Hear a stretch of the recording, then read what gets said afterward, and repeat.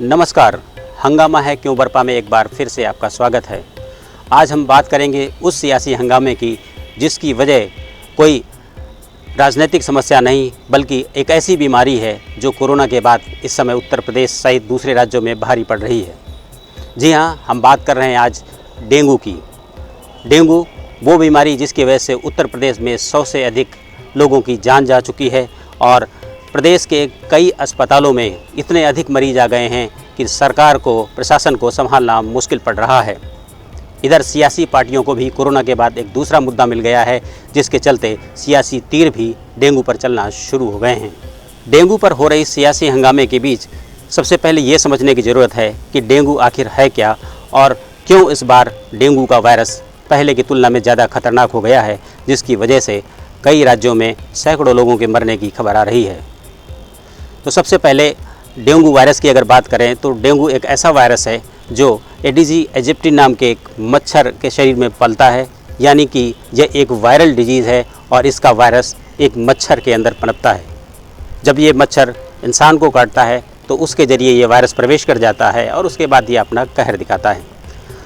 महत्वपूर्ण बात यह भी है कि इस समय जो डेंगू फैल रहा है उसके एक वेरिएंट इस समय उत्तर प्रदेश से लेकर दूसरे राज्यों में लगातार अपना कहर बरपा रहा है। जी हाँ, जिस तरह कोरोना के वेरिएंट होते हैं उसी तरह डेंगू के वायरस के भी वेरिएंट हैं और इस समय जो वेरिएंट सबसे ज़्यादा आम आदमी को नुकसान पहुंचा रहा है वो है उसका डेंगू 2 वेरिएंट।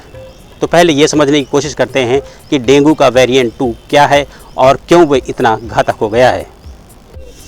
डेंगू को लेकर एक सबसे महत्वपूर्ण बात जो याद रखनी चाहिए वो ये है कि जिस भी पेशेंट को एक बार डेंगू हो चुका है उसे सबसे अधिक डेंगू वायरस से बचाने की ज़रूरत है।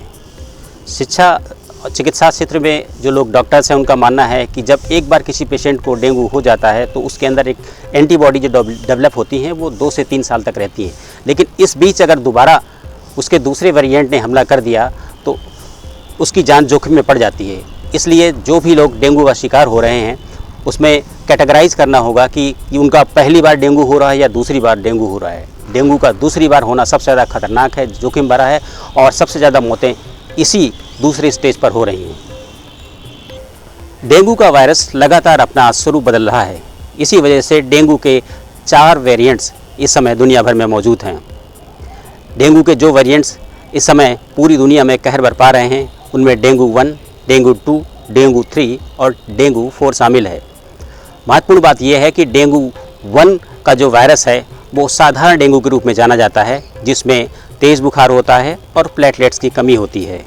लेकिन डेंगू 2 जो इस समय भारत में सबसे ज़्यादा कहर बरपा रहा है वो डेंगू 1 से अलग होता है।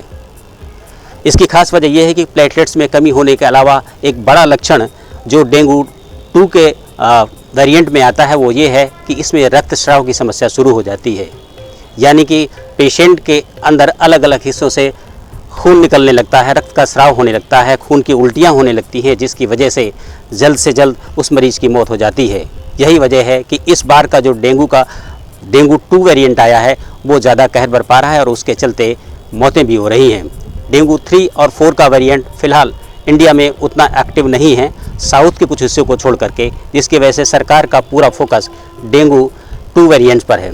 एक इम्पॉर्टेंट बात और जो चिकित्सा से जुड़े लोग बता रहे हैं वो ये है कि डेंगू का इंडिया का जो वेरिएंट है वो फिर लगातार अपनी स्थिति बदल रहा है, अपना स्वरूप बदल रहा है, जिसके चलते फिरोजाबाद में जो 100 से अधिक लोगों की मौत हुई है वायरल और डेंगू से जुड़ी बीमारियों को, उसकी स्टडी करने के लिए लखनऊ के KGMC में इस समय एक डॉक्टर्स की टीम आई है, विशेषज्ञों की एक टीम आई है जो स्टडी कर रही है कि आखिर ये डेंगू का कौन सा वेरिएंट है जिसकी वजह से इतनी मौतें हो रही हैं। डेंगू को लेकर सियासत भी तेज हो गई है। समाजवादी पार्टी और कांग्रेस के नेताओं ने अलग अलग जगह अलग अलग अपनी रैलियों में इस बात का जिक्र किया है कि उत्तर प्रदेश की योगी सरकार कोरोना की तरह डेंगू से भी लड़ने में गंभीरता नहीं दिखा रही है। लेकिन इन नेताओं को भी समझना चाहिए कि इस बीमारी से निपटने के लिए जो कारगर नीति है उसकी जानकारी जनता के पास तक दें, ताकि प्रशासन, शासन, सरकार और जनता मिलकर इसे लड़ने के लिए एकजुट हो सके। जहाँ तक फिरोजाबाद का सवाल है, अभी पार्टी के कई नेता हमसे मिले, उन्होंने एक सूची भी दी है हमें कि किस किस गांव में कितनी बड़ी संख्या में बच्चे बीमार हैं। अभी क्या बीमारी है, किस कारण है, डेंगू है कि उसके साथ कोई और इन्फेक्शन है कि वायरल इन्फेक्शन है, जिसके कारण जान जा रही है। कई गांव ऐसे जिसमें 300, 200, 100 बच्चों की बीमार हैं, अस्पताल भरा पड़ा है और हमें उम्मीद है कि सरकार ध्यान देगी, अच्छा इलाज कराएगी।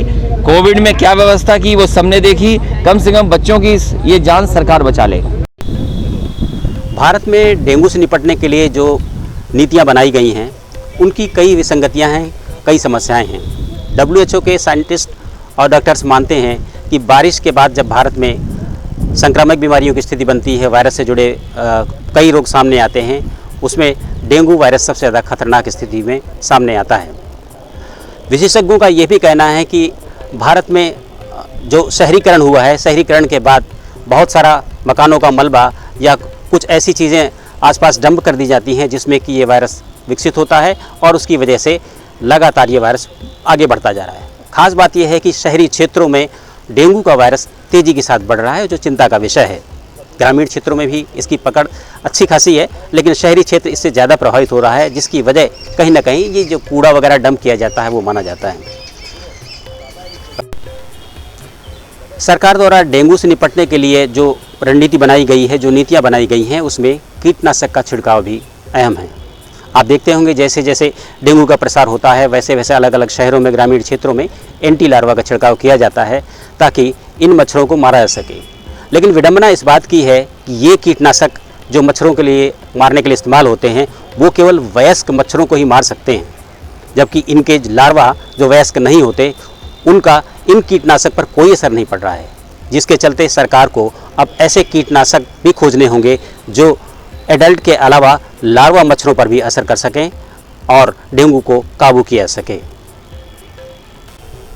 डेंगू को लेकर एक सतर्क रहने की बात यह भी है कि डेंगू और कोरोना में डेंगू ज़्यादा खतरनाक है। जी हाँ, भले ही आपको थोड़ा सा अटपटी बात लगे, लेकिन चूंकि कोरोना का हमारे पास वैक्सीनेशन है, वैक्सीन अवेलेबल है, टीकाकरण हो सकता है, लेकिन डेंगू का कोई वैक्सीन अवेलेबल नहीं है, जिसकी वजह से इससे और सतर्क रहने की ज़रूरत है।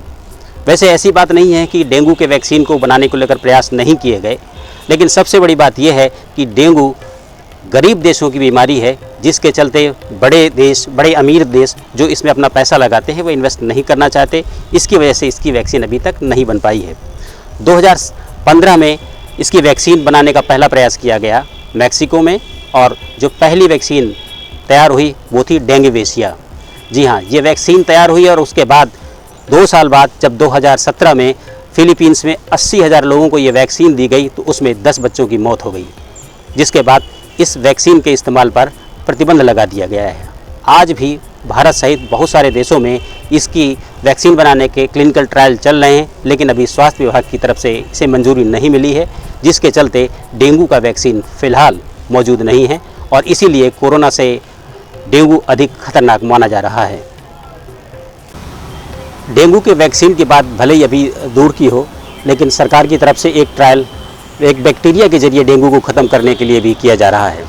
एक बैक्टीरिया जिसका नाम बोलवे है, इस बैक्टीरिया को अगर मच्छर के अंदर इंसर्ट कर दिया जाए तो वो मच्छर डेंगू के वायरस को आगे नहीं बढ़ने देता है, और इसी को लेकर इसके क्लिनिकल ट्रायल भी चल रहे हैं। लेकिन देखने वाली बात होगी कि बोलवे का ये क्लिनिकल ट्रायल कब सक्सेस होता है और उसके बाद इसके रिजल्ट कब आते हैं। ये हकीकत है कि डेंगू को लेकर स्थितियां अच्छी नहीं हैं, लगातार डेंगू को लेकर हालात बिगड़ते जा रहे हैं। प्रयागराज में तो हालात यहाँ तक पहुँच गए हैं कि यहाँ का सबसे बड़ा चिल्ड्रन हॉस्पिटल, जहाँ पर बच्चे दाखिल होते हैं, सरकारी अस्पताल है, वहाँ पर वायरल जनित बीमारियों और डेंगू से जुड़े बच्चों के इलाज के लिए कोरोना वार्ड तक खाली किए जा रहे हैं, जहाँ पर इनको शिफ्ट किया जा रहा है। कुछ यही हाल फिरोजाबाद व उत्तर प्रदेश के दूसरे इलाकों का भी है।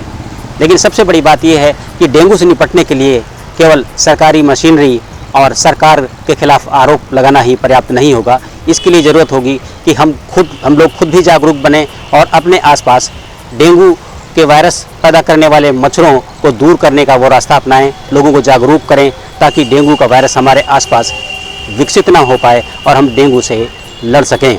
निश्चित तौर पर अगर हमने कोरोना के खिलाफ जंग जीती है तो डेंगू के खिलाफ भी हम अपनी जंग जीत सकते हैं। बस ज़रूरत है सबको जागरूक होने की, एक होने की। तो आज के एपिसोड में बस इतना ही। अगले एपिसोड में नए हंगामे, नए विषय को लेकर आपके साथ फिर हम हाजिर होंगे। तब तक के लिए दीजिए इजाज़त। नमस्कार।